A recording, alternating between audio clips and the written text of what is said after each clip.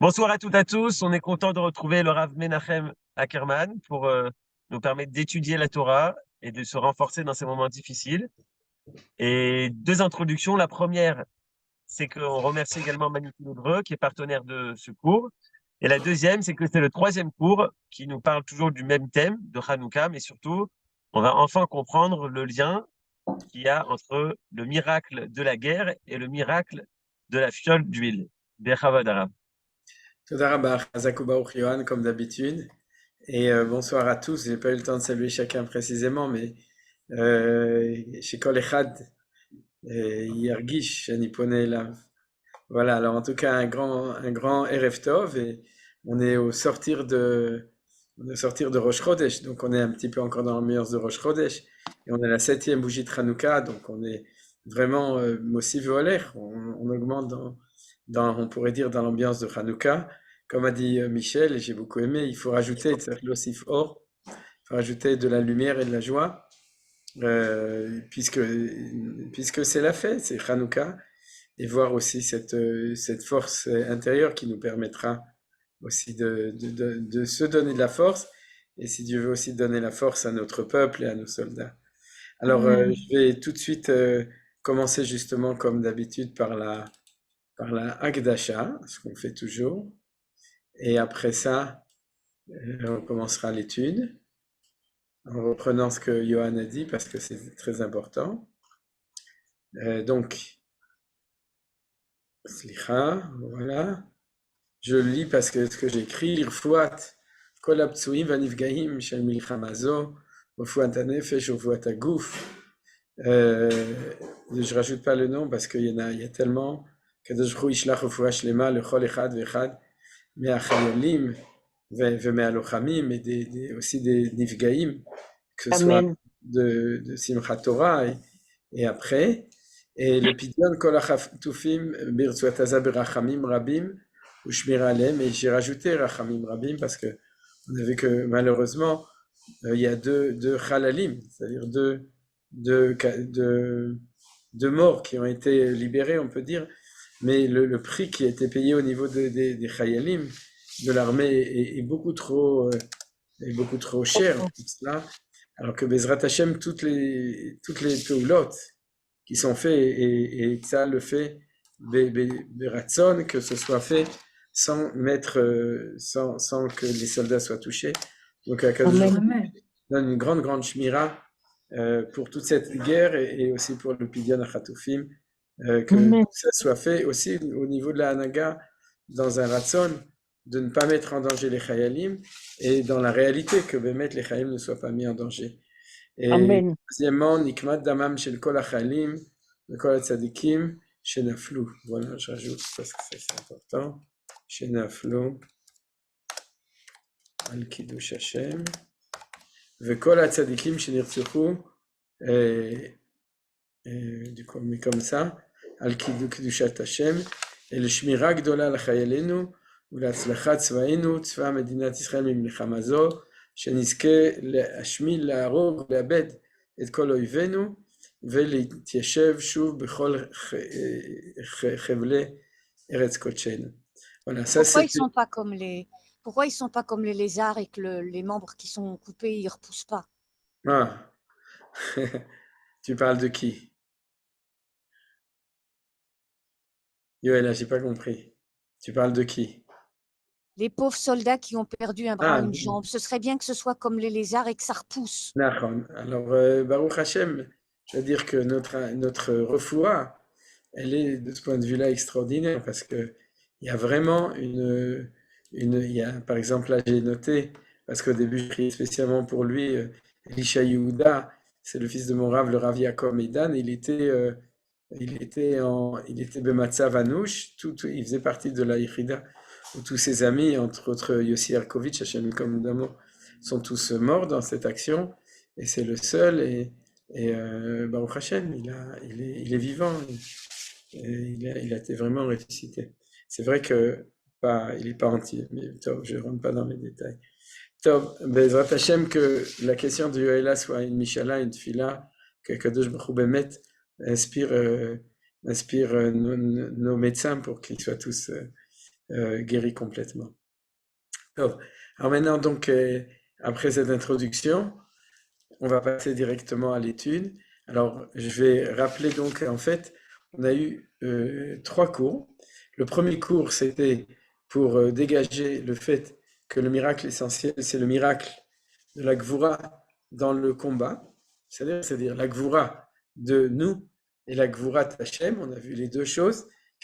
Qui gavar alenu chasdo vemet Hashem leolam alléluia. On a vu ce passage du Hallel, c'est-à-dire la Gvura de Hakadosh Baruch Hu, quand Hashem ish milchama, comme on le dit dans Yashir Moshe, c'est-à-dire que lui-même, quand nous on combat, alors lui il combat. On a aussi un verset de Fourash au début du livre de Yoshua, que quand Yoshua doit commencer la guerre de la conquête, à ce moment-là, le Sartzva Hashem, le Ramatkal de l'armée de Hashem, apparaît devant lui, il lui dit Atabati, je suis venu maintenant. Donc on voit que quand nous faisons la guerre ici, alors Kadosh Baruch Hu, aussi, il est Begvurat Milchama, et on a vu donc dans le premier cours l'élément historique du miracle, on pourrait dire militaire, et de la guerre et de la délivrance de Hanouka. Dans le deuxième cours, on a vu le fait que la liturgie, ce qu'on appelle la liturgie, c'est-à-dire toutes les brachot et les tfilot à l'anissim, Shasanissim et le Hallel, qui sont liés avec Hanouka, sont tous liés avec le remerciement sur la victoire au combat, dans le champ de combat. Et du coup, aujourd'hui, on va arriver à la troisième partie. C'est la partie ce que j'ai marqué, Maï Hanouka. Mais en fait, Maï Hanouka, c'est le nom de la Sugiya qu'on va voir dans la Gemara, qui parle de ça. Je l'ai appelé dans le titre Maï Hanouka aussi, c'est-à-dire Mon Hanouka. C'est comment est-ce que les Chachamim ont traduit ce miracle militaire avec le miracle de la menorah, mais parce que Akadosh Baruch Hu a fait ce miracle de la fiole d'huile. Et bien entendu, comme j'ai déjà dit dans tous les cours, il y a une possibilité qui est très simple, c'est la possibilité de séparer les choses, à Mavdil ben Kodesh Lichol, c'est-à-dire d'un côté il y a le champ de combat, et de l'autre côté il y a le miracle de la fiole d'huile qui est dans le Beth Amikdash. Ça c'est la religion, ça on s'en occupe, mais on laisse à d'autres s'occuper de la guerre, et comme on l'a dit chaque fois, c'est pas notre chita, c'est pas notre manière de voir les choses, et c'est qu'au contraire, vu que le miracle essentiel c'est celui au combat, il est à se demander pourquoi est-ce que Akadosh Baruch Hu, au lieu de faire passer un avion en marquant c'est grâce à moi que vous avez gagné la guerre, vous savez, avec une banderole derrière, il a décidé de nous indiquer la valeur de cette victoire avec le miracle de la fiole d'huile à l'intérieur du Beth Amikdash. Et donc, en partant de cet a priori, le Maharal, parce que le Maharal va accepter cette manière de voir, et c'est ça qu'on va voir aujourd'hui. On va étudier le texte du Maharal dans le livre de Der Mitzvah, qui a été traduit par Beno Gross, et j'ai pris donc, à l'époque, je crois que j'avais demandé à sa femme si elle était d'accord, donc en tout cas, j'espère que je lui avais demandé, mais en tout cas, j'ai pris la traduction de Beno Gross du livre de Ner Mitzvah, et je l'ai un petit peu coupé, vous verrez, parce que j'ai sauté son commentaire pour prendre le texte du Maharal. Le Maharal, à partir de la page 195 jusqu'à la page 219, en gros, il va prendre et va expliquer cette idée-là. C'est-à-dire comment est-ce qu'on va pouvoir profondément comprendre pourquoi Hachem décide de faire un miracle dans le temple alors que la victoire était sur le champ de bataille. Vous comprenez, il aurait pu faire un miracle sur le champ de bataille, que sur le champ de bataille tombe une flamme et qui allume, je ne sais pas, quelque chose sur le champ de bataille, et puis à ce moment-là, on aurait su que Dieu était là quand on a gagné la guerre. Et c'est ça qui intéresse le Maharal. Pourquoi est-ce que tu décides de faire ce miracle? C'est-à-dire, je parle du miracle de la menorah, ou ce qu'on appelle la fiole d'huile. Pourquoi Dieu, tu vas décider de faire cette chose-là pour signaler le miracle de la guerre? Alors, comme je vous le répète, et ça part d'un principe qui est le principe dans lequel on étudie, et qui est celui du Maharal, c'est impensable de séparer les deux notions. Parce que sinon, c'est très facile. D'un côté, on dit merci pour le nes de la guerre dans Al-Anissim, et puis on dit merci pour le nes de Hanouka, de la menorah, en allumant la menorah, Et du coup, on dit chez Hassanissim, la Votenu, Bayamim, Bazmanazé, on parle du miracle de la menorah. Et quand on dit Alanissim, on parle du miracle de la guerre. Et puis chaque chose est différente, aucun rapport. Mais non, ça, c'est la chose essentielle dont le Maharal veut parler, c'est que les choses sont indissociables. Il n'y a pas de possibilité de dissocier. Et ce qu'on a rajouté avec l'étude du Rav Zini, mais le Maharal va aussi le dire, c'est ce qu'on a rajouté, c'est que non seulement ils sont indissociables, mais on ne peut pas dire que c'est le miracle de la guerre qui a expliqué la menorah, c'est que c'est la menorah qui va expliquer le miracle de la guerre, parce que le miracle essentiel, c'est celui de la victoire militaire. C'est ça qu'on a expliqué pendant 2 cours, c'est que le thème essentiel historique, c'est la victoire militaire, et pourtant, Akadosh Baruch Hu a fait ce petit nes, ce mini nes, qui est celui de la menorah, pour vouloir nous transmettre un message sur le miracle de la guerre. C'est ça qui est important. Alors je crois que je l'ai assez bien expliqué. C'est le questionnement et maintenant on va l'étudier. Alors pour cela, on va lire avec lui ce que le Talmud enseigne. Alors bien entendu, beaucoup de gens connaissent ce thème de manière générale, mais c'est toujours important de revenir dessus, justement parce que on pourrait dire, c'est le cœur de l'étude de Hanouka. Alors le texte du Talmud poursuit, il dit comme ça, qu'est-ce que c'est Hanouka? C'est ce Maï Hanouka, Maï en araméen, c'est-à-dire qu'est-ce que c'est? Nos maîtres enseignent le 25e jour du mois de Kislev. Alors on va faire une étude de texte, c'est-à-dire qu'on va lire ensemble le Maharal, il y a 3 pages, j'espère qu'on aura le temps de tout étudier, et on va le développer. Le 25e jour du mois de Kislev débute les jours de Hanouka, ils sont au nombre de 8, durant lesquels on ne prononce pas d'oraison funèbre, et on ne jeûne point. Lorsque les Grecs, alors là, on a le texte que la Gemara dit Maseret Shabbat qui nous raconte l'histoire de Hanouka. Et c'est le seul texte pseudo-historique qui se trouve dans la Sugiya de Maseret Shabbat qui va raconter l'histoire de Hanouka. Je dis pseudo-historique parce que vous allez voir que pour le Maharal, elle est pseudo-historique, c'est-à-dire elle n'a pas l'intention de remplacer les sources historiques qui étaient connues à l'époque de la Gemara. Lorsque les Grecs ont pénétré dans le Echa, le sanctuaire du temple, ils ont profané toutes les huiles qu'ils y trouvaient. Quand la maison royale des Hasmonéens prit le dessus et remporta la victoire, on procéda à l'inventaire, on ne trouva qu'une seule fiole d'huile revêtue du sceau du grand prêtre. Son contenu ne suffisait que pour assurer l'allumage durant 1 jour. Un miracle intervient et l'huile s'avéra suffisante pour 8 jours. L'année suivante, ces jours furent proclamés jour de fête avec récitation de Hallel et prière de remerciement. Rashi explique prière de remerciement, c'est Alanissim, c'est-à-dire le Be'alel ou Vehoda'a. Il n'y a pas marqué prière de remerciement, il y a marqué Behoda'a. Et Rashi explique, c'est Alanissim. Alors, le Maharal sent tout de suite que ce texte est scandaleux. Pourquoi il est scandaleux? Parce que dans ce texte, on ne parle absolument pas, on occulte de tout. Vous comprenez? On ne parle pas de la guerre, on ne parle pas des décrets véritables qui étaient avant. Avant, il y avait des décrets sur le Shabbat, sur la Torah, sur Rosh Chodesh, sur la Mila, sur le mariage, le droit de cuissage, etc. Et tout ça, on n'en parle pas. Sur le fait que le Misbéach a été profané, que le temple a été pratiquement détruit, on n'en parle pas du tout. On parle de rien du tout. On nous dit comme si c'était une histoire d'Épinal, comme ça, genre, et c'est pour ça d'ailleurs que pour le Maharal, c'est scandaleux. Pour les autres, c'est normal. C'est-à-dire que du coup, ce texte semble occulter tout ce qui s'est passé au niveau historique, et pour le Maharal, c'est pas normal.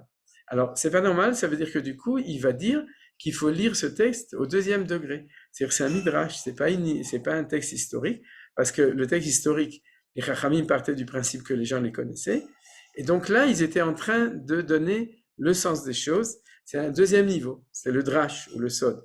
Et donc, il faut le lire c'est comme ça que le Maharal va le lire. Donc, voyez la bizarreté quand les Grecs ont pénétré dans le Echal. Vous voyez, c'est ça le truc. On ne savait pas que les Grecs ont conquis, on ne connaît pas Antiochus Epiphanes, on ne connaît pas tous les décrets. Juste, c'est comme si les Grecs étaient arrivés avec Alexandre le Grand d'Athènes, et puis ils atterrissent dans un avion, et puis ils demandent au guide, s'il vous plaît, où est le temple? Et la saïrette des Grecs, comme ça, le commando grec dit, ah, le temple est là, allons directement dans le Echal, et dans le Echal, il y a des huiles, ils mettent leurs mains sur les fioles d'huile, sur toutes les bouteilles d'huile qu'il y a là-bas, impur, impur, impur, impur. Vous voyez que c'est complètement ridicule, je dirais, bon, bien entendu, c'est pas ridicule, c'est ridicule si on ose le lire comme les enfants le lisent, quoi. D'accord? C'est ce qui a marqué, ils ont profané. Quand la maison royale des Hashmonaïm, donc ça c'est l'histoire de la guerre pris le dessus, mais on ne nous dit pas, on nous raconte rien de l'histoire. On nous dit juste que Nitzrum, c'est-à-dire qu'il y a une victoire. On sait du coup qu'il y avait quand même une guerre et qu'ils les ont gagnés, mais on n'a aucune idée comment ça s'est passé. Alors, le problème qui intéressait les Hashmonaïm, c'était pas de réinstituer les mitzvot, c'était pas de reconstruire le temple, c'était pas de reconstruire un deuxième Misbéach, c'était de chercher de l'huile pour allumer la menorah. Alors, c'est d'autant plus difficile à comprendre que nos sages nous expliquent que quand tout le monde est impur, il y a un moussag et une notion qui s'appelle Touma Derhouya Betzibur. C'est-à-dire l'impureté n'a plus aucune importance au niveau du service divin. C'est-à-dire dans le Beth Amikdash, aujourd'hui c'est la même chose, on n'a pas besoin d'une vache rousse, théoriquement, pour réinstaurer le service au temple, parce que si tout le peuple juif est impur, et c'était le cas dans ce cas-là, puisqu'ils étaient en plus soldats. Les Kohanim étaient soldats, les Kohanim étaient impurs de Toumatmet, de l'impureté de la mort, et donc c'était pas la peine, ils pouvaient allumer avec de l'huile impure, et c'est une des questions que tous les commentaires demandent. Donc on voit bien qu'il y a quelque chose d'autre, d'accord? C'est-à-dire qu'ils ont cherché de l'huile pure, et on ne sait pas pourquoi. Ils ont trouvé donc une seule fiole, l'huile revêtue du sceau du grand prêtre. Alors, en quoi le sceau du grand prêtre prouvait que l'huile était pure? C'est aussi une question. C'est-à-dire, et si c'était pas le grand prêtre, si c'était le Badat, si c'était le grand rabbin d'Israël, c'est-à-dire si c'était un autre Kohen que le grand prêtre, est-ce que ça n'aurait pas été suffisant? Est-ce que c'est parce que c'était le grand prêtre que c'est pur? Ça n'a aucun rapport. C'est la question de Baalé à Tosfot, parce que le problème est de savoir, d'où on sait que les Grecs n'ont pas réussi à souiller cette huile. Et c'est pas parce que vous avez le stempel, le tampon du grand prêtre, que ça prouve qu'ils n'ont pas réussi à le souiller. Vous comprenez? Donc, il faut le comprendre autrement, et c'est ce qu'on va voir dans l'étude du Maharal. Alors, son contenu ne suffisait que pour assurer d'un jour, et c'était pour 8 jours. Alors là, on arrive à la question que le Maharal va demander pourquoi. Non seulement le miracle va être sur la menorah, pas sur la table des pains de proposition, pas sur le Misbéach Aktoret, et surtout, il aurait dû être sur le Misbéach, sur l'autel. Pourquoi? Parce que vous vous souvenez que dans Maos Tour, qu'est-ce qu'on chante? Azegmor Beshir Mizmor, Hanoukat, à Misbéach. C'est-à-dire que pourquoi? Parce qu'ils ont dû reconstruire un nouveau autel, vu que l'autel avait été souillé par des offrandes pour Zeus, comme on l'avait rappelé dans les cours précédents. Donc, normalement, on aurait pu avoir un miracle. Vous me direz quel miracle Dieu peut faire sur l'autel extérieur? Très simple, par Shmini. Quand le Mishkan a été inauguré, le miracle que Dieu a fait, c'est qu'il a fait descendre du feu du ciel qui a consumé les offrandes qui se trouvaient sur le Misbéach, sur l'autel extérieur. Donc si déjà il voulait faire un miracle qui était d'occasion, il pouvait très bien faire les choses de cette manière. Pourquoi est-ce qu'il a fait sur la menorah? Grande question. Deuxième question, pourquoi est-ce que ça a duré 8 jours? Et pourquoi le miracle? C'est qu'un peu d'huile brûle longtemps. Vous voyez? C'est-à-dire, il peut faire autre chose. C'est-à-dire, il y a d'autres manières de faire le miracle. Ils pouvaient faire, ils n'avaient pas d'argent. Ils ont dû faire une menorah avec 8, ça dépend des girsaot, baznatim. Baznatim, c'est des barres de fer, et c'est là-dessus il aurait pu faire, Mary Poppins, que sorte une menorah en or. Ça aurait été super, ça aurait été extraordinaire. Il pouvait faire plein de choses. Ça, il l'a pas fait. Il a laissé les morceaux de métal sur lesquels ça a été allumé.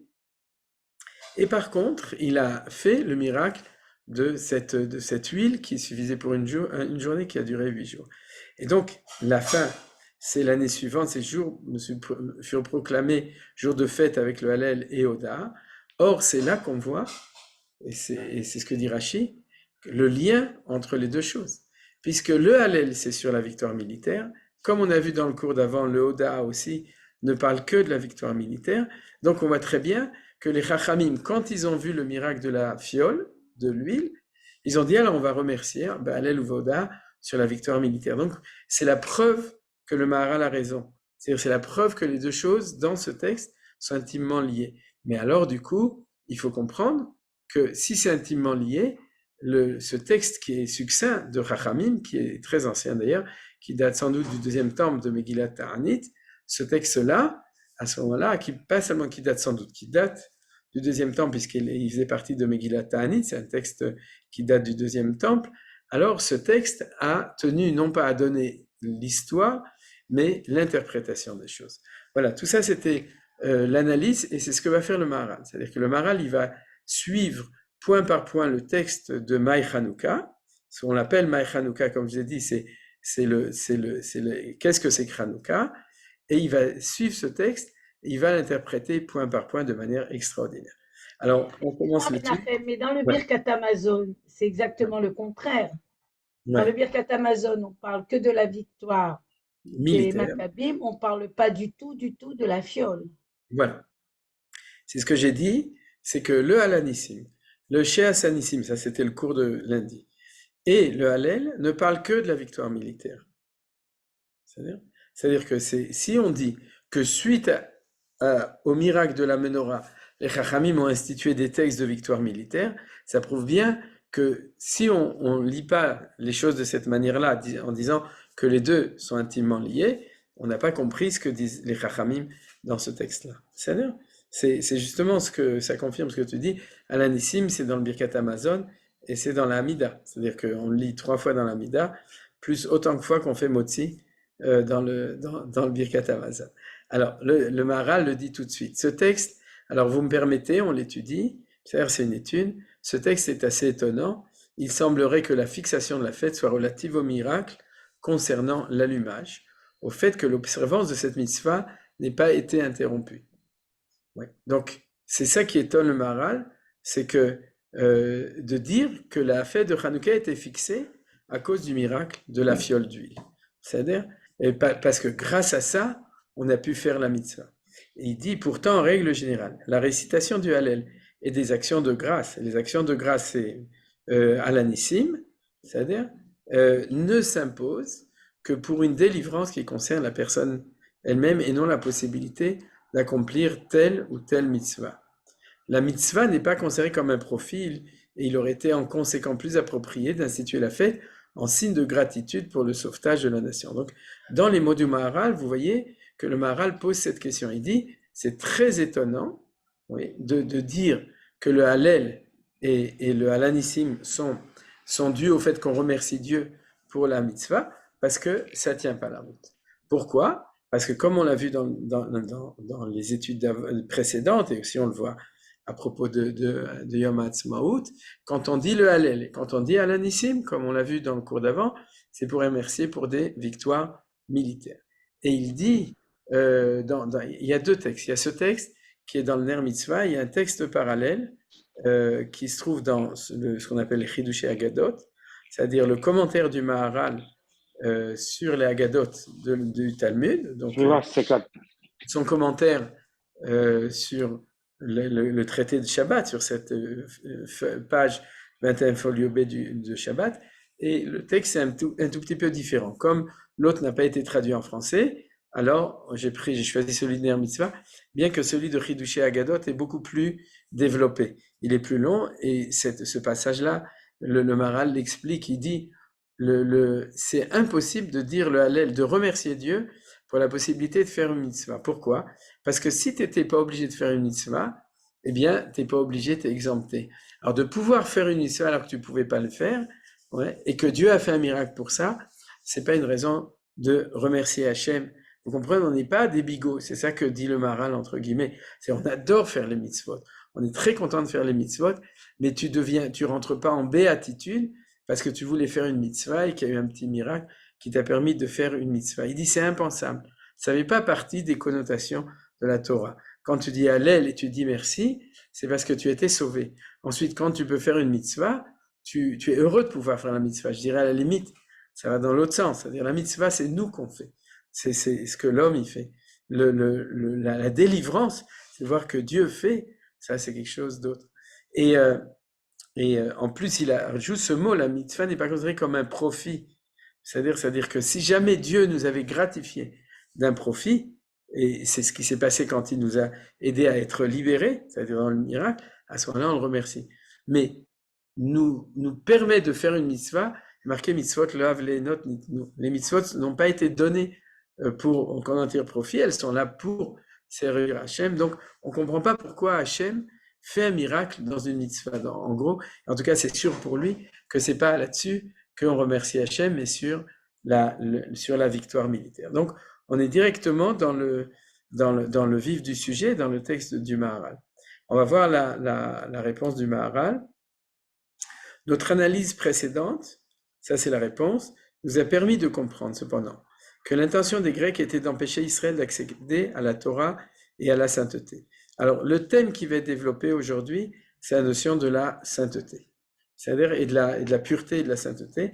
Et en tout cas, ce qui est clair, c'est que les Grecs voulaient nous empêcher de faire la Torah et la sainteté. Et là, le Maharal donne une idée qu'il développe dans Tiferet Israël, son livre sur la Torah et les mitzvot, et il dit, or ce sont les mitzvot qui permettent à Israël de développer sa faculté divine, métaphysique et de maintenir son niveau spirituel. C'est impossible de l'expliquer maintenant, comme je vous ai signalé la source dans Tiferet Israël, mais le Maharal dit quelque chose de paradoxal. Il dit, dans la pensée, c'est pas l'expression de la métaphysique. Dans la mitzvah, c'est la mitzvah qui est l'expression de la métaphysique. C'est un paradoxe, parce qu'a priori, tout le monde dit le contraire. Vous, les Juifs, vous occupez de mitzvot, donc vous êtes dans la pratique qui est terre à terre. Nous, les autres, on est dans la spiritualité.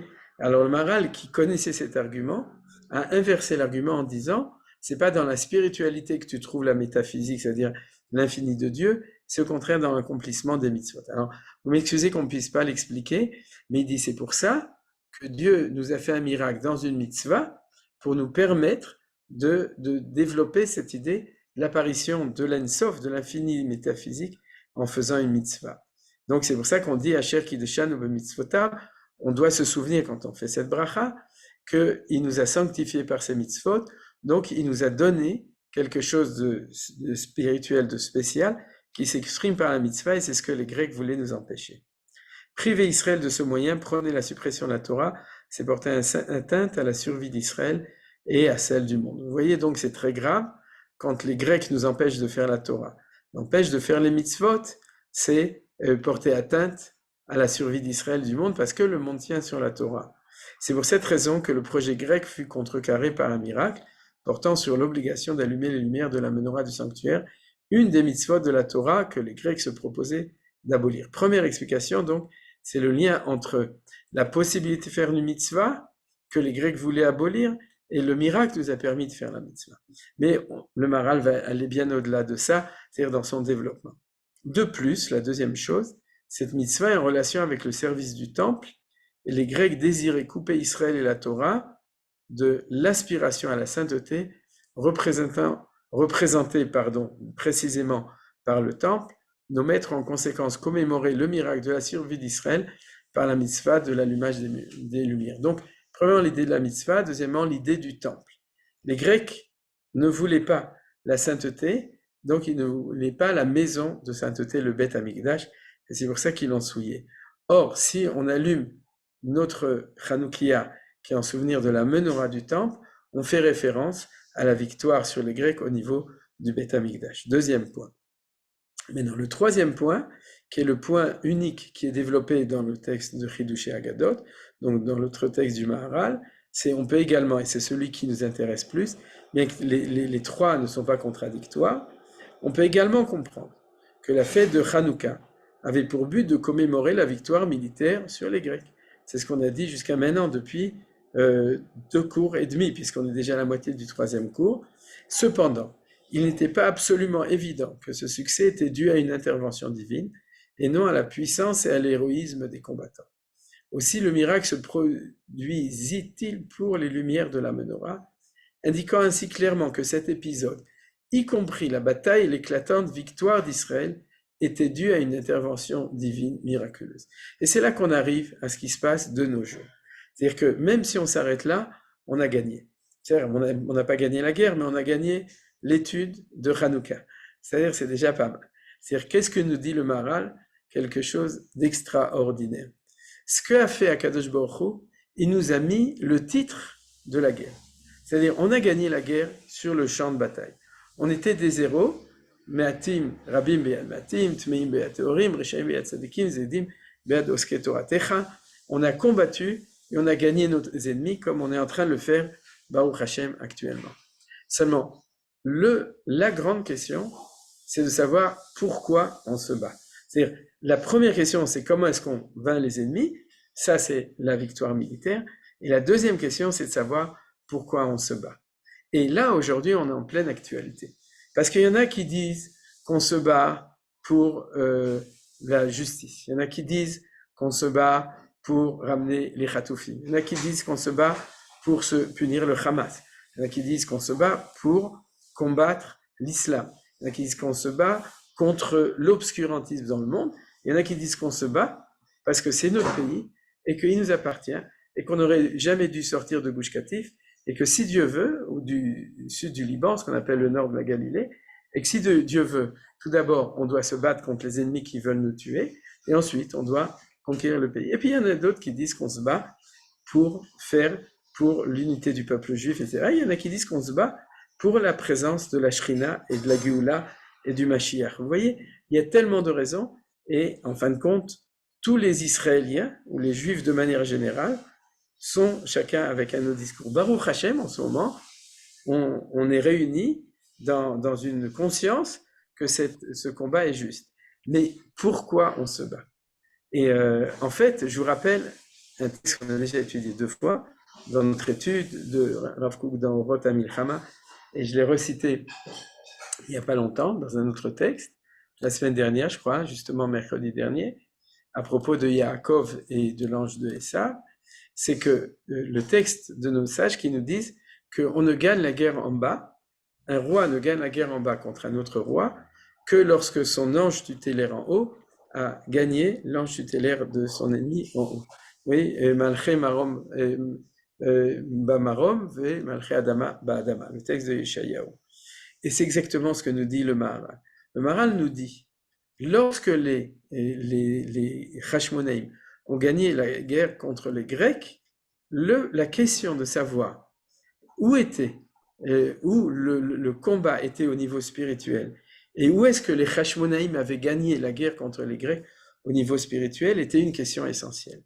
Or, là-dessus est venu Akadosh Baruch Hu et il nous a dit, je vais vous montrer où a été gagnée la guerre au niveau de l'ange tutélaire. Vous comprenez? C'est-à-dire, quel était le titre de la guerre au niveau de la guerre, au niveau du conflit spirituel, pour que vous sachiez pourquoi et comment et pourquoi vous avez gagné la guerre sur le champ de bataille. Et ça, du coup, l'idée est extraordinaire. C'est-à-dire, d'un côté, on comprend le lien entre la menorah et la guerre au combat, c'est indissociable. Et d'un autre côté, on comprend très bien que s'il n'y a pas de menorah, c'est-à-dire s'il n'y a pas une explication qui met Akadosh Baruch Hu dans la victoire militaire, alors on est dans le danger qu'il appelle Kochi ve'otzem yadi asali et achaylaze. Et maintenant que je vous parle, je pense, et bien entendu, le temps sera venu, comme tout le monde dit, pour faire le Heshbon Nefesh. Mais tout d'abord, il est en train de se faire, comme je vous ai dit, parce que réparer la faute, c'est pas faire de Heshbon Nefesh. Réparer la faute, c'est que si tu as cassé quelque chose, c'est de le reconstruire, et c'est ce qu'on est en train de faire en se battant contre nos ennemis. Mais de réparer ce qu'ils nous ont infligé à Simchat Torah en leur donnant au centuple la punition sur ce qu'ils ont fait. C'est-à-dire, donc, de ce point de vue-là, on fait la sot nekama bagoim, ce qu'on appelle la vengeance, dans la guerre, c'est déjà une réparation, c'est déjà un tikkun des choses.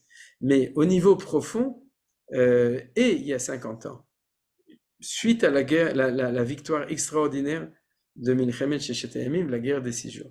Et aujourd'hui, pour d'autres raisons au niveau de la société israélienne, ce qui s'est passé est lié avec un manque de maître, de savoir où se trouve la présence de Hachem, et en étant dans la situation de Kochi ve'otzem yadi. C'est-à-dire, on est sûr de nous, parce que, etc., pour toutes sortes de raisons, rien ne va arriver et tout. Donc on voit très bien que cette notion de mettre absolument un titre spirituel, de mettre un sens, quand je dis spirituel, Eloki, divin, un sens de pourquoi est-ce qu'on est là et pourquoi on se bat, c'est quelque chose d'essentiel pour nous protéger du Kochi ve'otzem yadi asali et achaylaze, c'est-à-dire de tomber uniquement la puissance et l'héroïsme des combattants. C'est un peu, bon, j'en ai reparlé avec Yoela tout à l'heure, le danger du texte que de Alanissim Vanevlaot, Asher Holelu HaMaccabim. C'est-à-dire, c'est pas les Maccabim qui ont fait les Nissim Beniflot, c'est Akadosh Baruch Hu qui l'a fait. On va continuer dans l'étude du texte, puisque maintenant on a bien compris l'idée générale que le Maharal nous a développée ici. Alors le Maharal va prendre le texte, comme je vous ai dit, de la Gemara petit à petit. C'est très précisément autour de la menorah que le miracle se cristallise. La malveillance des Grecs s'attachait en effet surtout à profaner le sanctuaire, ainsi que nos maîtres le rappellent à de nombreuses occasions. Vous voyez que le Maharal dit, c'est pas une histoire de menorah, c'est une histoire de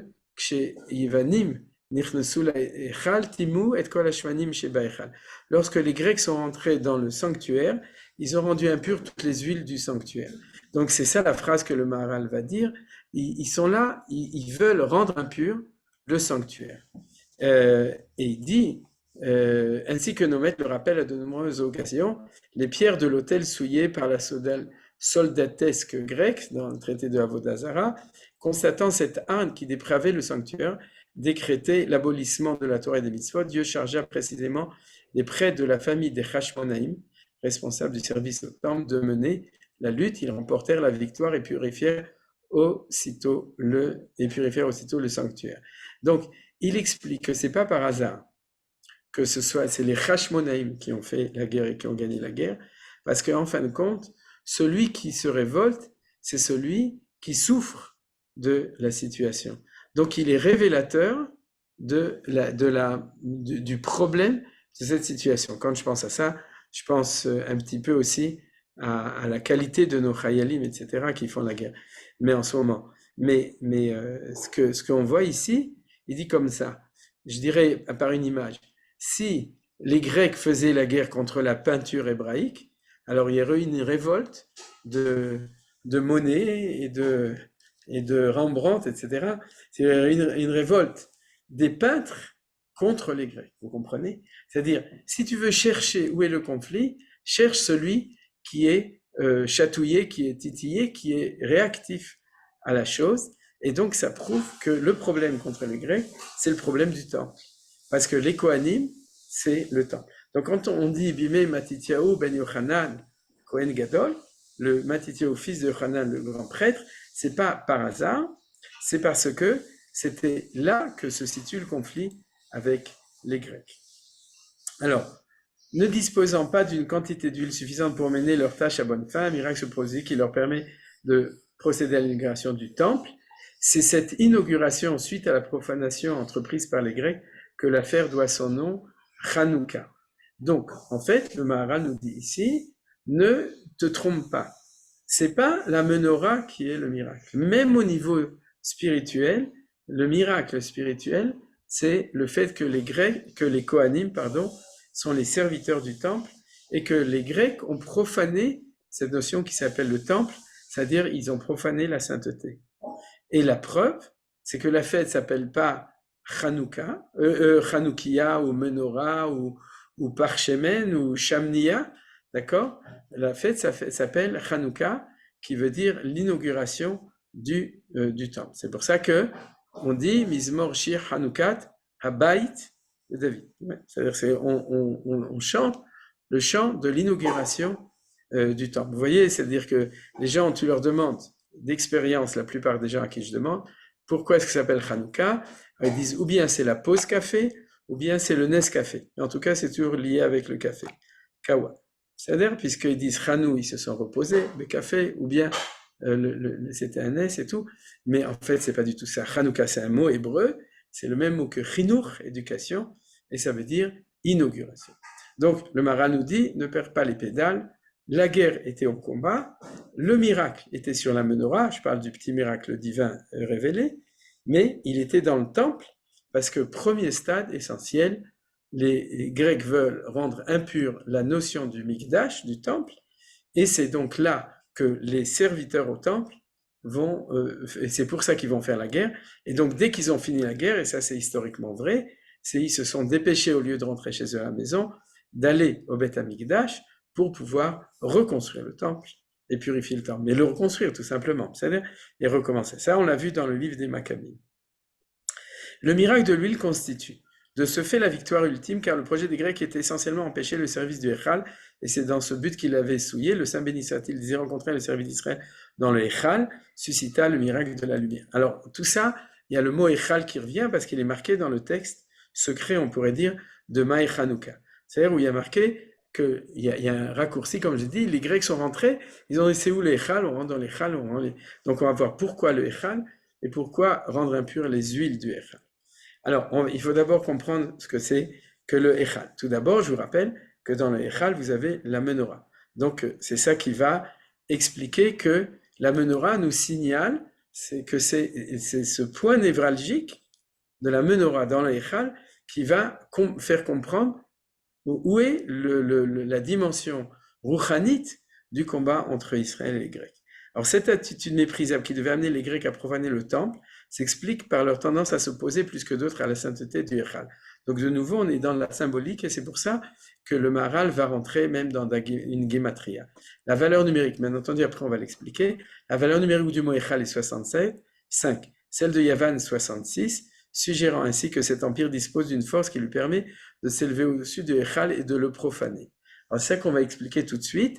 La gématria nous aide à renforcer, c'est pas l'essentiel, puisque l'idée du Maharal qui va développer est beaucoup plus forte que ça, mais il dit, ça te prouve que si vous voulez, dans le combat, dans le Echal, on a perdu le combat. Vous comprenez? C'est-à-dire, c'est comme le terrain de foot, c'est-à-dire, on a deux équipes, l'équipe grecque et l'équipe hébraïque, et sur ce terrain-là, les Grecs sont plus forts que nous. Plus forts que nous. Donc le Echal, là-bas, ils sont plus forts que nous, et c'est pour ça qu'il y a marqué que quand ils sont rentrés, ils ont réussi à profaner les huiles du Echal, parce que là, ils sont plus forts. Il faut un peu de patience, vous inquiétez pas, on va arriver, bien qu'il ne reste plus beaucoup de temps, à expliquer ça. L'emportant, il s'empressa, le grec, de profaner toutes les huiles disponibles, les huiles précisément, car l'huile entretient un rapport avec la sainteté. Donc on vient toujours au même thème, c'est que ce que les Grecs veulent, c'est toucher à la sainteté d'Israël. Alors de nouveau, c'est quoi la sainteté, c'est quoi la kedusha? Mais en tout cas, on voit, et pourquoi l'huile plutôt que les pains de préposition, plutôt que l'encens qui est dans les chats? Pourquoi l'huile? Parce que l'huile a un rapport plus haut avec la sainteté, elle sert à l'onction et à la sanctification des objets sacrés, c'est ce qu'on appelle le shemen amishra, l'huile d'onction. Les Grecs, alors ça c'est très important, je vous rappelle, non, je ne le rappelle pas encore, il y a, si vous voulez, une force dans l'huile qui explique pourquoi un roi, un grand prêtre, ou les ustensiles, ou le temple lui-même, va être sanctifié par le fait qu'on va l'oindre. C'est-à-dire que donc il y a quelque chose de spécial dans l'huile et on va voir pourquoi. Les Grecs étendirent leur domination même sur ce domaine et rendirent impropres toutes les huiles à l'exception d'un seul flacon revêtu du sceau du grand prêtre qui demeura intact. Alors si vous voulez, non, on va lire jusqu'à la fin de ce paragraphe et je vais expliquer ce qui est derrière. Les Grecs pouvaient atteindre le niveau de la sainteté, mais non le niveau qui est au-dessus de ça, la sainteté, de la sainteté, le saint des saints. Le grand prêtre, en effet, était le seul homme autorisé à pénétrer dans le Saint des Saints. Sa sainteté se situe à un niveau encore supérieur de sainteté. Ce niveau reste soustrait à la domination grecque, et le petit flacon d'huile avec le sceau du grand prêtre caché est le symbole de ce degré réservé qui échappe à son emprise. Alors tout ça, c'est le cœur du texte du Maharal, et comme il nous reste que 11 minutes, on n'aura sûrement pas le temps de tout étudier, et donc je vais vous expliquer, on va s'arrêter 2 minutes pour expliquer ce texte, et si on a compris ça, c'est déjà pas mal. Ce que nous dit le Maharal, c'est que dans le temple, vous avez 2 pièces. Dans le Mishkan, il y a 2 pièces, et dans le temple, il y a 2 pièces. Il y a l'antichambre et la chambre, c'est-à-dire qu'il y a le Echal et le Kodesh HaKodashim. Dans le Echal, vous avez la menorah, entre autres, et dans le Kodesh HaKodashim, vous avez le Aaron Abrit, c'est-à-dire l'arche sainte. Et le Maharal se demande quelle est la relation entre les deux. Et il nous explique comme ça. C'est la relation entre l'intérieur et l'extérieur de la sainteté. Le Kodesh HaKodashim, c'est l'intérieur de la sainteté, et le Echal, c'est l'extérieur de la sainteté. Et ça signifie quoi? Ça signifie que toute chose pour pouvoir se réaliser, doit être exprimée dans le monde d'ici. Et le monde d'ici, je parle maintenant du monde des idées, parce qu'on pourrait développer dans plein d'autres choses. Dans le monde des idées, quand on fait descendre les choses dans le monde ici, dans l'expression des choses, on est sur un terrain humain. Et dans le terrain humain, maintenant on va parler de la sagesse, par exemple, à ce moment-là, les Grecs et Israël se rencontrent, et les Grecs peuvent être plus forts que nous. Ils ne sont pas obligés, mais ils peuvent être plus forts que nous. Pour rappeler, la menorah qui a 7 branches symbolise, d'après nos sages, entre autres, parce qu'il y a plein d'explications, les 7 sagesses universelles. Et dans ces 7 sagesses, tout le monde est d'accord qu'elles existent. C'est la physique, la musique, la médecine, la psychologie, les mathématiques, etc. C'est les 7 sciences fondamentales qui étaient connues par les Grecs et qui sont connues aussi par Israël. Eh bien, si on commence à discuter avec un Grec ou un descendant des Grecs sur les mathématiques, sur la médecine, sur la musique, on n'est pas les plus forts. Ils ont leur mot à dire parce que c'est livré à l'intelligence humaine de manière générale. Et comme la menorah représente la partie extérieure de la maison du temple, de la sainteté, c'est-à-dire la sainteté exprimée à l'extérieur, puisqu'elle est derrière le rideau, vous avez un rideau qui sépare, c'est-à-dire la partie intérieure et la partie extérieure, à ce moment-là, nous dit le Maharal, là, la science anti-kedusha, c'est-à-dire celle qui nie le métaphysique, c'est-à-dire celle qui dit tout n'est que je pense, donc je suis. C'est-à-dire l'être est être parce qu'il est capable de penser. Et l'homme est homme parce qu'il est capable de penser. Et le monde est monde parce que l'homme est capable de transformer avec sa pensée. Tout ça, c'est la force des Grecs qui est capable d'éteindre, si vous voulez, la chokhma d'Israël à ce niveau-là. C'est-à-dire de dire, ma médecine est plus forte que ta médecine, ma mathématique est plus forte que la tienne, ma philosophie est plus forte que ta Torah niglet, c'est-à-dire la Torah révélée, etc. et tout ça. Et c'est pour ça que c'est ça qui s'appelle le rendre impur. C'est-à-dire, en fait, l'imprégner de ce qu'on appelle la culture grecque, l'esprit grec, les principes de grecs, etc. Et à ce moment-là, nous dit le Maharal, normalement, on était fichu. On avait perdu la guerre. La seule manière de gagner la guerre, c'est de récupérer la valeur du Kodesh HaKodashim, qui est au-delà de ça. Et là-bas, c'est celle du Kohen Gadol, qui est celle de cette valeur intérieure. Et c'est ça qui est extraordinaire, nous dit le Maharal. Cette valeur-là, elle est en dehors du terrain du combat, parce que vu que les Grecs ne la connaissent pas, ils ne peuvent pas l'éliminer. Je vous donnerai un exemple facile. Oui, dans le monde matérialiste moderne, la vie se trouve dans le cerveau, dans les neurones du cerveau. C'est-à-dire, on étudie la neurologie pour expliquer la vie. Et on nie la notion de neshama. À ce moment-là, du coup, quelqu'un qui est neurologue et qui nie la neshama ne peut pas porter atteinte à la neshama, parce que c'est pas son domaine. Et c'est un peu la même chose. C'est-à-dire que les Grecs sont rentrés dans le Kodesh HaKodashim. Bien entendu, géographiquement, ils sont rentrés partout. Mais si l'huile était avec le sceau d'un prêtre, à ce moment-là, il pouvait le rendre impur. S'il était avec le sceau de quelqu'un d'autre, d'un sceau, bien entendu qu'il pouvait le rendre impur. Mais c'est le fait que le sceau était celui du Kohen Gadol, du grand prêtre, qui fait que le Kohen Gadol, représentant la valeur du Kodesh HaKodashim, de cet au-delà du terrain de rencontre avec eux, qui va faire que les Grecs ne pourront pas le rendre impur. J'espère que vous avez compris l'idée, parce que c'est l'idée essentielle. Et comme il nous reste 6 minutes, on va voir si... Je crois que je vais vous citer... Je vois. Ouais. Parce qu'il y a trop de textes après pour pouvoir tout expliquer. On a quand même étudié 2 sur 3 des feuilles. On va peut-être lire... non, on va pas lire ça parce que c'est trop... ça prendrait trop de temps. Mais disons comme ça, je vais terminer l'étude de ça en disant comme ça. Souvenez-vous que ce miracle, il y a plusieurs points essentiels. C'est-à-dire que, en fin de compte, c'est quoi le miracle? C'est que sur cette menorah, qui représente les 7 sagesses universelles, c'est-à-dire le point de rencontre ou de confrontation, c'est-à-dire c'est la guerre ou c'est la rencontre entre nous et la civilisation universelle, mais qui, en ce temps, était celle qui représentait une sagesse sans la présence de l'infini. D'accord? C'est la sagesse qui est celle de l'homme qui réfléchit. Okay? J'ai déjà dit plusieurs fois qu'en hébreu, en français, réfléchir, c'est se regarder dans une glace. D'accord? Parce que c'est le miroir qui reflète la lumière. C'est-à-dire que c'est une pensée qui sort de l'homme et qui revient vers l'homme. Alors que la pensée hébraïque, c'est la pensée transcendante, qui sort de la révélation et qui vient vers l'homme.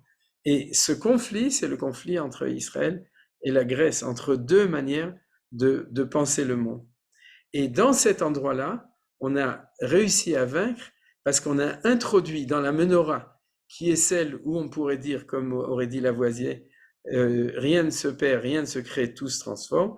Akadosh Baruch Hu a fait sortir du Kodesh HaKodashim, de l'huile qui était signée par le Kohen Gadol, cette notion que un petit peu d'huile peut durer pour plus de jours.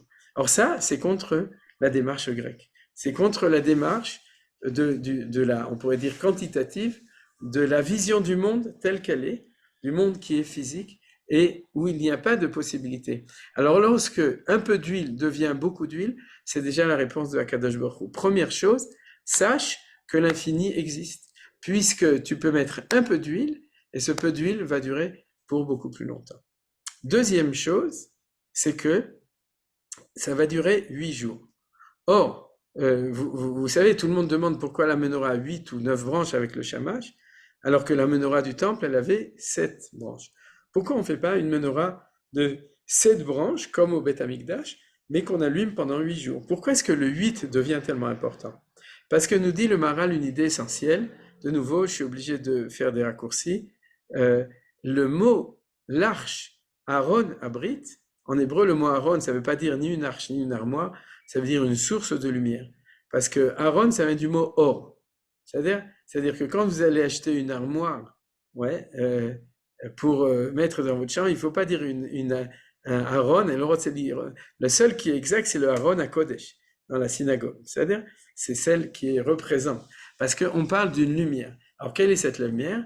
C'est la lumière de l'au-delà de la lumière naturelle. C'est pas la lumière électromagnétique, celle qui va éclairer la menorah qui est à l'extérieur, celle de cette huile, c'est la lumière du 8e, la lumière du Kodesh HaKodashim, qui va être la source qui va allumer les autres 7 branches. Et c'est pour ça qu'on arrive à 8. 8, c'est le méta, c'est ce qui est au-delà, et c'est pour ça donc qu'on va avoir de l'huile qui éclaire, parce que la lumière, c'est ce qui est au-dessus de tout, et c'est pour ça qu'ils ont rendu impure la lumière, parce que c'était le combat entre la lumière grecque et la lumière d'Israël, et on a fait découvrir ce que nous disent nos sages, que eux étaient en train de rendre obscur le monde, chez Israël, et que leur lumière éteignait notre lumière, et que quand on a réussi à les vaincre à Hanouka, c'est notre lumière qui a éteint la lumière des Grecs, ou qui a montré que c'était la lumière d'Israël. Or, cette lumière, la réussite, c'est si la lumière du 8e éclaire les 7 autres. Alors donc, je reviens à ces 3 thèmes. Premièrement, la notion du Kohen Gadol et du Kodesh HaKodashim, et du Aaron, qui est la lumière intérieure. Deuxièmement, c'est l'infini, donc qui est au-delà de ce que les Grecs peuvent comprendre. Et donc, je peux fermer le texte du coup. Et donc, du coup, c'est-à-dire, c'est une lumière, c'est une huile qui va continuer au-delà de la quantité. On n'est pas dans le monde de la quantité, on est dans le monde du shem, du sens des choses, de l'intériorité des choses, mais celle qui va éclairer la menorah derrière. Sinon, on ferait un jour de Hanouka sur cette lumière du Kohen Gadol, du Kodesh HaKodashim. Non, c'est cette possibilité de faire sortir du Kodesh HaKodashim pour pouvoir éclairer le monde de l'univers où on est en conflit avec la civilisation grecque, avec la pensée grecque, avec ce monde grec. Et c'est donc le 8e qui va éclairer les 7 autres. Alors on a l'infini du miracle, on a la notion de 8 qui est là, et la notion du Kodesh HaKodashim, et tout ça, c'est des notions qui vont être liées ensemble. Alors, je vais terminer le cours en disant une petite idée dessus, c'est que vous avez 3 mots du coup qui se ressemblent. Le premier, c'est Shemona, Shmonat Yom Chanukah. Shmoné, c'est Shin Mem Nun Hei, et vous avez Neshama, qui sont les mêmes lettres, parce que le Kodesh HaKodashim représente, en fin de compte, l'âme qui est au-delà de ce que les Grecs reconnaissent, la Neshama, et vous avez aussi Hashemen, l'huile, qui est aussi avec les mêmes lettres, les 3. Et c'est-à-dire qu'on a ici, dans le Maharal, cette vision de tout ça. Alors, donc, je vais boucler et terminer tout ça. Et bien entendu, tout ça, c'est l'enseignement du Maharal. Et comme ce texte, je vais vous l'envoyer aussi, vous pouvez tout à fait continuer à l'étudier de par vous-même. Et si vous avez des questions, vous pouvez m'écrire. Mais en tout cas, ce qui est important dans ce développement, c'est ce qu'on a dit au début. C'est-à-dire qu'il n'y a pas de dichotomie ou de schizophrénie mentale entre le combat sur le champ de bataille et le miracle de la fiole d'huile.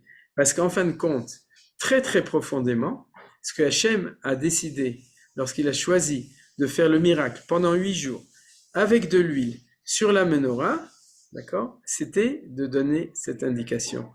Vous, les Hashmonaïm, vous êtes les Kohanim qui avez combattu pour la pureté du peuple juif, et cette pureté provient du Kodesh HaKodashim.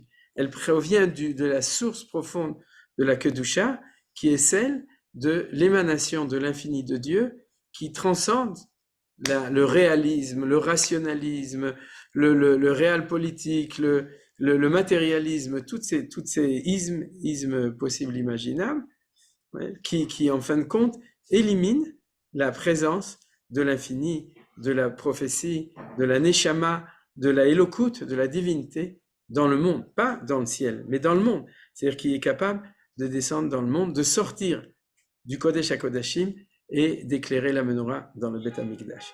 Et c'est grâce à ça, comme disait le Maharal au début, qu'on a pu comprendre que ce combat qui était contre les Grecs a été gagné parce que l'ange d'Israël a réussi à gagner l'ange de la Grèce sur son combat qui est sur celui. Et je voudrais terminer par une phrase très importante. C'est la raison pour laquelle la mitzvah d'allumer la Hanoukia, je ne parle pas de la menorah, la Hanoukia, c'est de l'allumer sur la porte de sa maison à l'extérieur. Parce que notre maison, quand on traduit la mitzvah au niveau individuel, c'est notre Kodesh HaKodashim. C'est notre forteresse où on développe la Torah, la Kedusha, les mitzvot, la famille, le Shabbat, etc.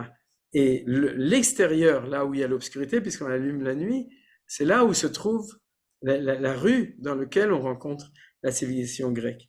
Et lorsqu'on allume la menorah comme ça, il y en a qui l'allument à la fenêtre, il y en a qui allument à la porte dans la rue, c'est comme ça qu'il faut le faire normalement.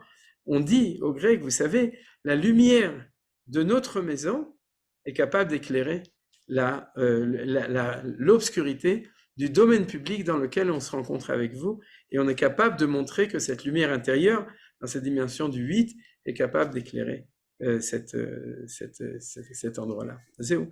Donc, je dirais Shabbat Shalom déjà, et en tout cas, Chanukah Sameach. Annette, je vois qu'Annette a une question, vas-y, Bechavod. Sauf que ton micro est fermé.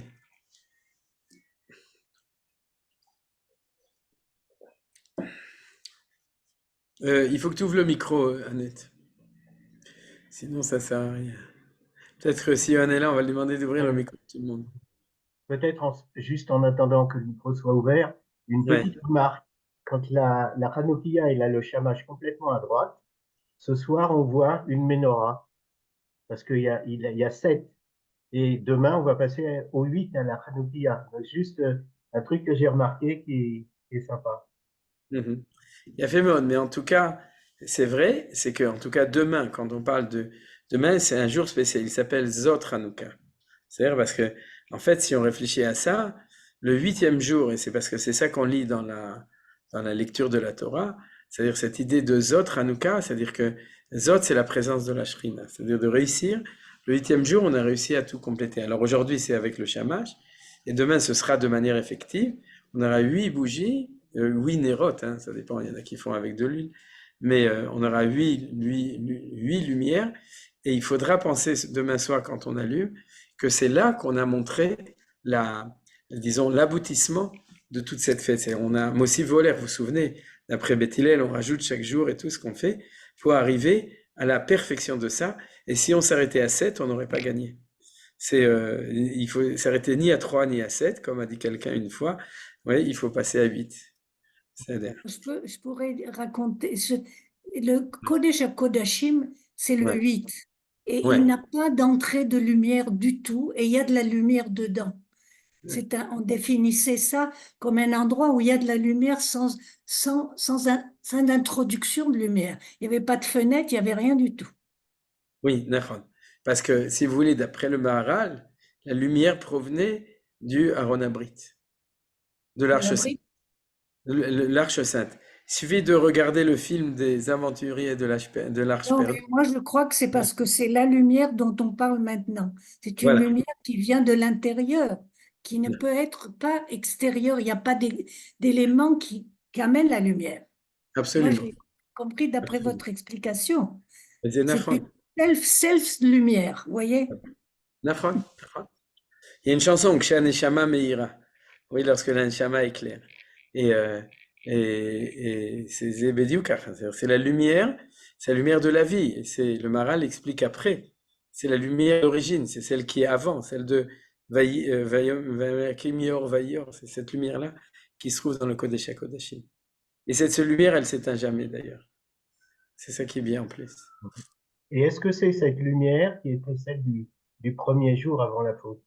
Oui, c'est ce que dit le Maharal dans la suite du texte.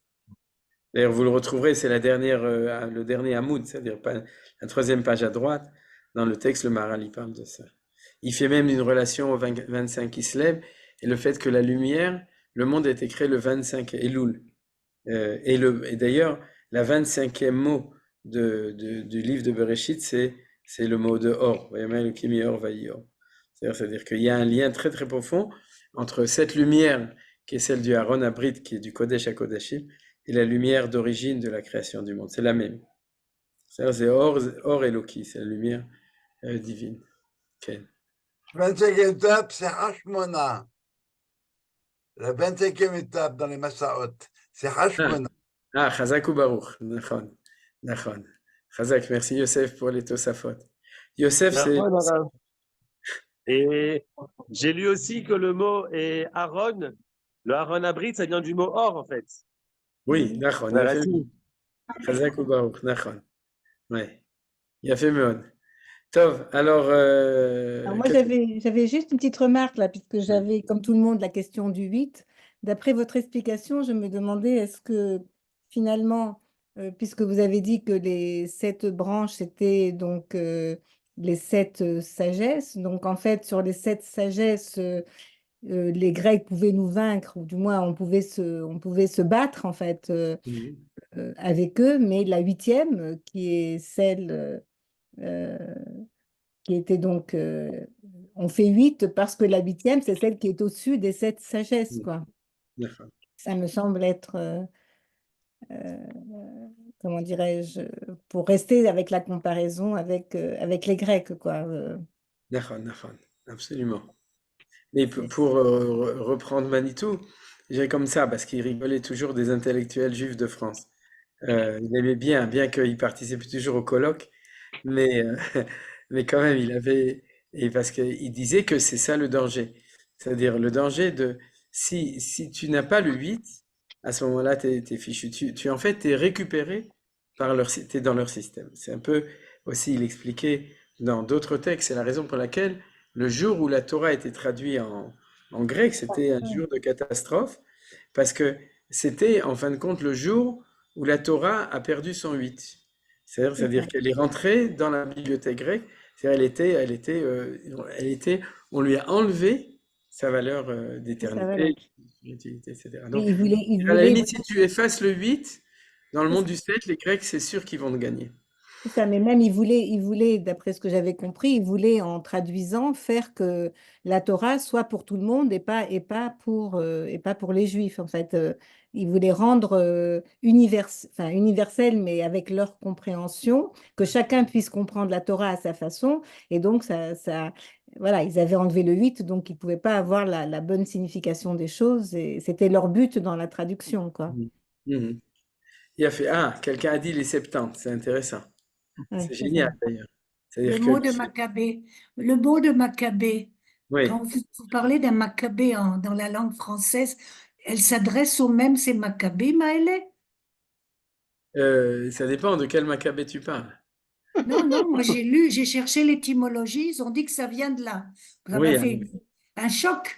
Oui, mais ça ne m'étonne pas, parce qu'eux, ils regardent du côté grec. Parce que moi, je suis pathologue, alors je m'occupais de Maccabée. À mon avis, c'est comme Manitou, le fait qu'il disait non, elle est fermée là. Le livre de Shemot, qui est le livre de la délivrance, les Goïms l'appellent l'Exode, parce que pour eux, ils voient du côté égyptien. Si les Juifs s'en vont, c'est l'Exode Et de la même manière, dans la conscience, on pourrait dire, ça c'est un drache, européenne, la victoire, elle est du côté des Grecs, la civilisation gréco-romaine. Donc le Maccabée, un Maccabée, on l'aime bien quand il est devenu un Maccabée, quand il est mort. C'est-à-dire à ce moment-là, un bon Maccabée est un Maccabée. Ouais, c'est-à-dire, c'est ce que disent surtout les Scottish, les Écossais, parce qu'ils aiment tout ce qui commence par Mac.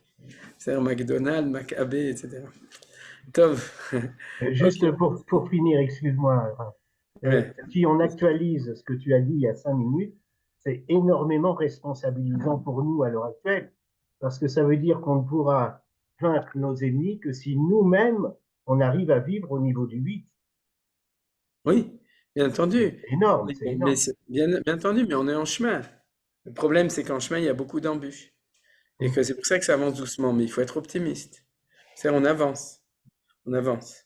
Par exemple, ce que j'ai dit déjà, le fait qu'on vainc nos ennemis, c'est dans le cours de lundi, c'est déjà l'apparition du nom de Akadosh Baruch Hu. Et plus il apparaît, plus on le voit, plus les goïms le voient, plus le peuple juif le voit, et plus on s'approchera de Akadosh Baruch Hu.